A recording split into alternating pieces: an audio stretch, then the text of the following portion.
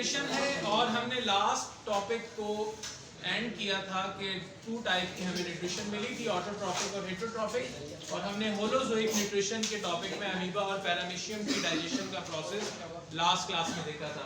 Now we are moving toward the mineral nutrition in plants. आप जानते हैं कि पौधे ऑटोट्रॉफ हैं, अपनी फूड खुद प्रिपेयर करते हैं, लेकिन हम ये भी जानते हैं कि पौधे जो चीज़ बना रहे हैं वो सिंपल ग्लूकोज है, लेकिन पौधे की बॉडी के अंदर जो हमें चीज़ें नज़र आती हैं उसमें प्रोटीन भी है, उसमें फैट भी है, उसमें न्यूक्लिक एसिड भी है और अदर एंजाइम एंड हार्मोन्स भी मिलते हैं। अब ये जो केमिकल की प्रिपरेशन है ये सराउंडिंग से जो मटेरियल उसने एब्जॉर्ब करना है उससे आगे चलकर ये चीज़ें बनानी है।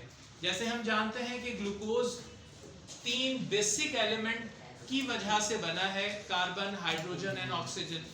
अब अगर पौधे ने ग्लूकोज बनाना है तो सन से आने वाली लाइट को यूज करेगा और हवा से एब्जॉर्ब हुई थी कार्बन डाइऑक्साइड और सॉइल से एब्जॉर्ब हुआ हुआ वाटर, वो इन 3 एलिमेंट का सोर्स है। हम जानते हैं कि ग्लूकोज बनने में भी 2 चीजें ब्रेक होकर ग्लूकोज बनाती हैं, पानी एंड कार्बन डाइऑक्साइड।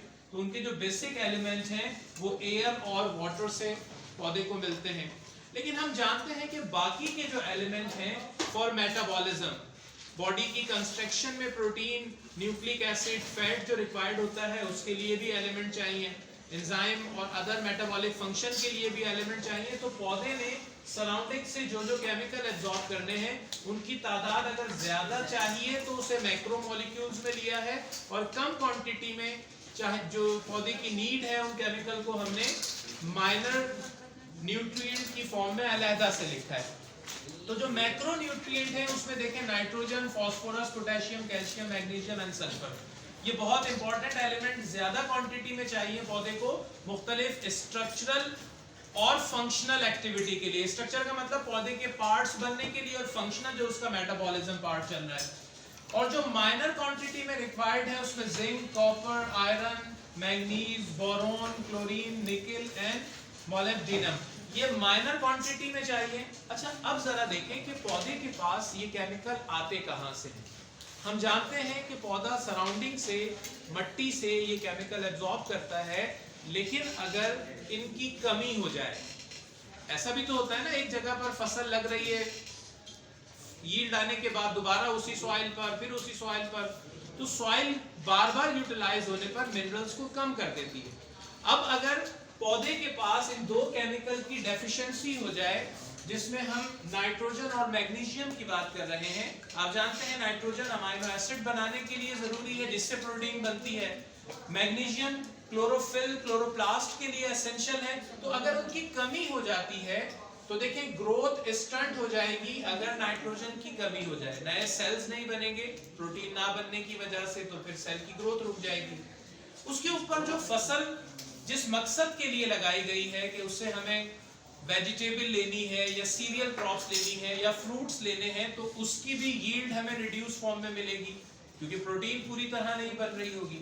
और इसी तरह से नए आने वाले फॉलिएज जो होंगे, नए पत्ते, नई निकलने वाली बर्ड्स, वो डैमेज हो जाएंगी, येलो कलर होने पर रिड्यूस हो जाएंगी। उसके बाद अगर मैग्नीशियम की डेफिशिएंसी हो जाए, मैग्नीशियम फोटोसिंथेसिस में क्लोरोप्लास्ट और उसके अंदर मौजूद क्लोरोफिल का एसेंशियल पार्ट होता है, तो हम इंटरवेनाइल क्लोरोसिस इस डिजीज का नाम है, जिसमें पत्ते के अंदर आप जानते हैं कि दरमियान में उसके ये वेन मौजूद होती है। इस वेन के साथ ये साइडों की वेनेशन भी होती है। तो इसमें एक तो इसने ये शो किया है कि ये ग्रीन डार्क कलर में अपीयर हो जाएगी, और साथ साथ ये वाला एरिया जो है इसको लैमिला कहा जाता है, इस पे येलो पैचेस बनना शुरू हो जाएंगे। तो इसकी वजह से भी फोटोसिंथेसिस मुतासर होगा, तो पौधे का खुराक बनाने का प्रोसेस डिस्टर्ब होने की वजह से उसकी ग्रोथ मुतासर हो जाएगी।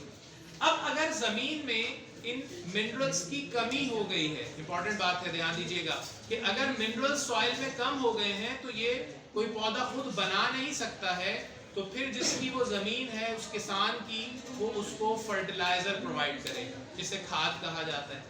और खाद आर्टिफिशियली भी बनाई जाती है, जिसे हम मुख्तलिफ इंडस्ट्रीज के अंदर उसको देखते हैं कि पाकिस्तान में, इंडिया के अंदर देखें तो डीएपी की खाद इस्तेमाल होती है, और इस तरह से सोना यूरिया है, इस तरह फौजी फर्टिलाइज़र है, और वो मुख्तलिफ तरह की ये खाद अवेलेबल हैं। इसका फार्मूला होता है NPK, N for nitrogen, P for phosphorus और K फॉर पोटाशियम। ये इनका मिक्सचर होता है। तो किसान को पता होता है कि पौधे की बढ़ने की अमाउंट की जब ज़रूरत होती है तो उसको कौन सी खाद चाहिए होती है। जब वो अपनी हाइट पे पहुंच जाता है तो उस पर फ्रूट और उसका जो सीरियल क्रॉप्स अगर हैं तो उसके आने का जो प्रोसेस होता है तो उसमें कौन सी खाद ज़रूरी होती है। तो फर्टिलाइज़र की एक इम्पॉर्टेंस है, वो टाइमली अगर पौधे को मिल जाए तो उसकी यील्ड बहुत अच्छी तरीके से हमें मिल जाती है, ग्रोथ बहुत ज़बरदस्त हो जाती है उसकी।